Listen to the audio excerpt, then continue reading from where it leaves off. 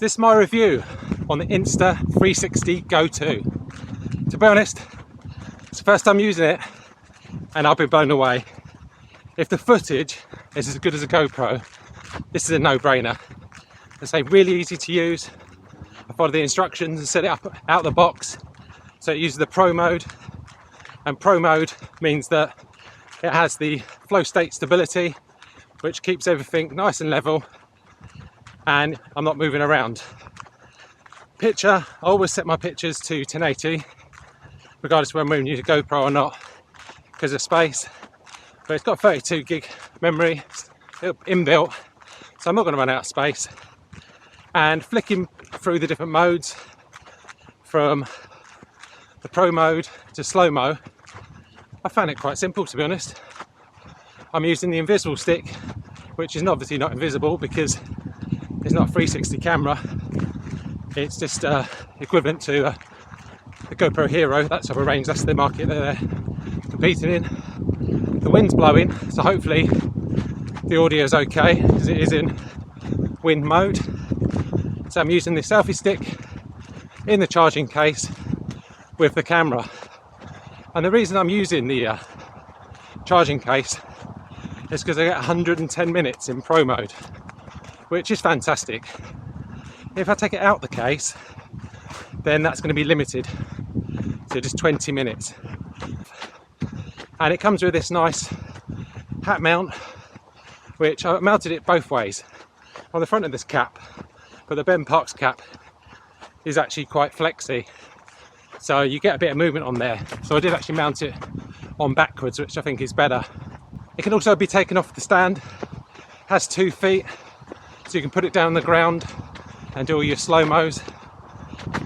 I'm not just saying this because I've sent the camera. I honestly believe that if the photos or the video are as good as I think they're going to be, the ease of use, it's just a bit of a no-brainer. If I was to give any negatives, I would say probably the weight of the stick, and it hasn't got a little tie-knot thing on the end, which some of the GoPro sticks have, which I'm sure I could add one.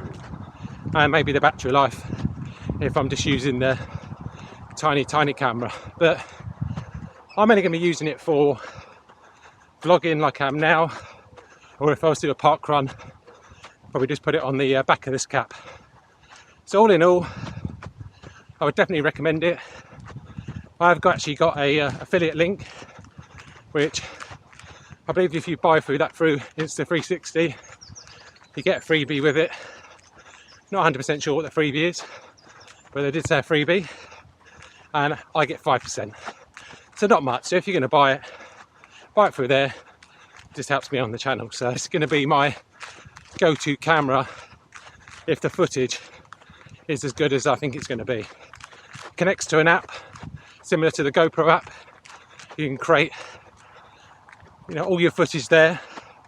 And the advantage of on the Pro setting is, one, it works for runners, but it means that I can change the viewing. So we could be in widescreen, linear, or horizontal, which means it's great for uploading to YouTube or Instagram alike. So the only other thing I didn't test was the actual head mount, because I think with the case it's all going to be too high. The chest mounts, they've never really worked, and the medallion with the magnetic pendant, be okay if you're walking, but because it's attached to your top, not your torso, it does tend to move around a bit. So thanks again to Insta360 for sending me the camera. I do really appreciate it, and going forward I'll hopefully be using it a lot more. So if you like this video, just give it a thumbs up and consider subscribing, and I will speak to you soon. Cheers.